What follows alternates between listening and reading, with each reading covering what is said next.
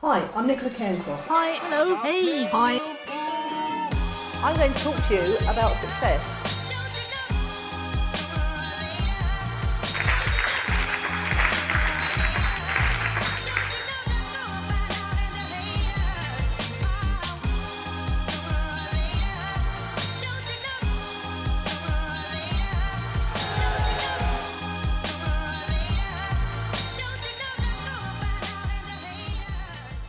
Yes.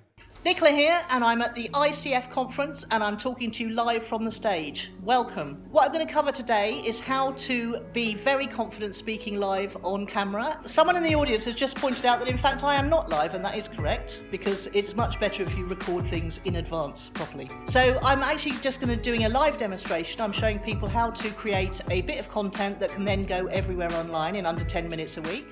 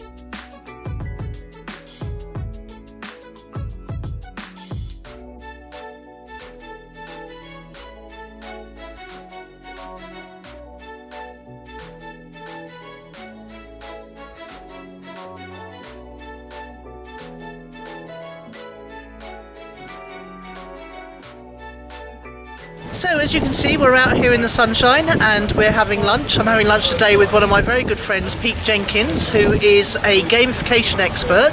He's got his own company called Gamification Plus, and interestingly I ended up on a stage yesterday with someone who knew Pete and his colleague Vzine, which was a real coincidence. It was really very strange, but especially as I'm having lunch with Pete today. So I thought it'd be really cool if I asked Pete to tell you, as he does travel the world speaking live about all sorts of topics, but mainly gamification, then he could give you his top 3 tips for making speaking live more fun, more enjoyable and easier to do. So I'm going to turn around and I'm going to ask Pete right now for his tips. Tell us where you've been recently speaking and where you're off to. Well, let's see. 4 days ago, I was in Canada, in Toronto, speaking at a Serious Games conference on the topic of big data and gamification. The week before that, I was in Mumbai in India. My next trip, I think you asked me, is Romania. Wow, cool. Okay, so I do travel around a bit. Yeah, absolutely. And what makes it easier for you? What tips would you share with my viewers? Well, I'm still the sort of person who gets really nervous before going up and speaking. But I do find that one tip, which I read somewhere, it really works for me, which is just before you're going up, is to tell yourself you're really excited about the opportunity, not nervous. And it just, the neuroscience is good.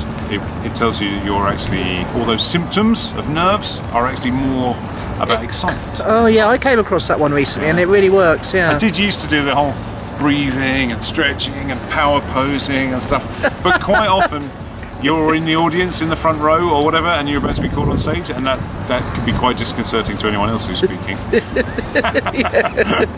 So I wouldn't always recommend that, so you can't rely on that in a pinch. Do you do any visualization techniques of any kind? No, I don't actually. The one thing I would recommend is I like to practice my talks as much as possible. Really? Yes, because My biggest fear when I'm talking is mind blank, where you suddenly can't remember what you were talking about or where you are in the whole story. Yeah. And I do find that the more you practice, the more likely that's not going to happen. I'm the complete opposite. I just completely wing it. Because then you don't go blank, because you're not trying to remember what you're trying to remember. Which that leads to my next tip, which is what I quite like to deliver a good talk, is to take people on a story, a journey. So you start them somewhere, you build them up, and by the end of it, they're really excited and ready to do what you want them to do. But to do that, you have to remember all the steps of the story, which means if you miss one, everyone goes, that didn't make any sense. Yeah.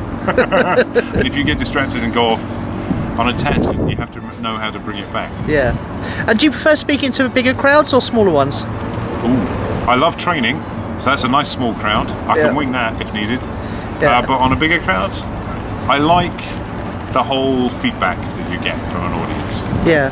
And to be honest, being in gamification, I really like adding some sort of audience interaction and participation to help them get the point, particularly if you're like the last speaker or the first one after lunch. Oh, first one after lunch is terrible. Well, if you talk about gamification, you often get that slot because they're like, oh, that's fun, that'll wake everyone up. Oh. So you get the tough spot. Yeah, I found myself dropping off yesterday in the after lunch slot, which was really difficult. So Yeah. I try and find ways to get the audience to stand up, mix together, introduce each other. There's lots of different ways, and my secret to that is I always try and make the exercise I'm giving them relevant to the talk I'm giving. Yeah, so that they're still learning a concept at the same time. That way, nobody feels like they've just been distracted for the sake of it. Yeah. Because I've seen that an audience participation thing where it didn't seem relevant to the talk at all. I'd rather not have that. Yeah, cool. Okay, so thank you very much. I really appreciate you spending some time with us today and giving us your tips for brilliant live speaking. My pleasure, Nick. Okay.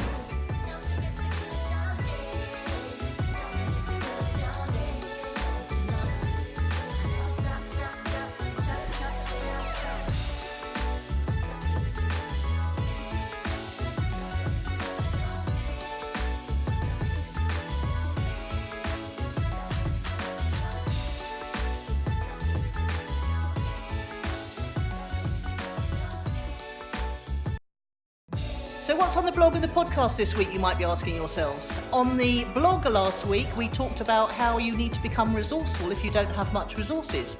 You need to think about how could we do this rather than I can't afford this.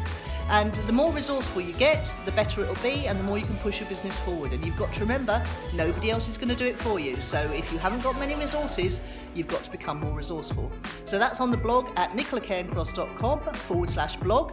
And on the podcast this week with Judith Morgan, Own It the podcast, we talked about mental models and how everything from the law of attraction to the theory of constraints. And we talked about how if you've got some really useful mental models in your back pocket, when you're facing a difficult dilemma or decision, you can just pull out one of your favourite mental models, run your challenge through it and come up with a good answer, hopefully, every time. So that's ownitthepodcast.com. Come and check us out over there. And as always, you can come over to the Facebook page at Nicola Cairncross UK. That's it for this week. Bye!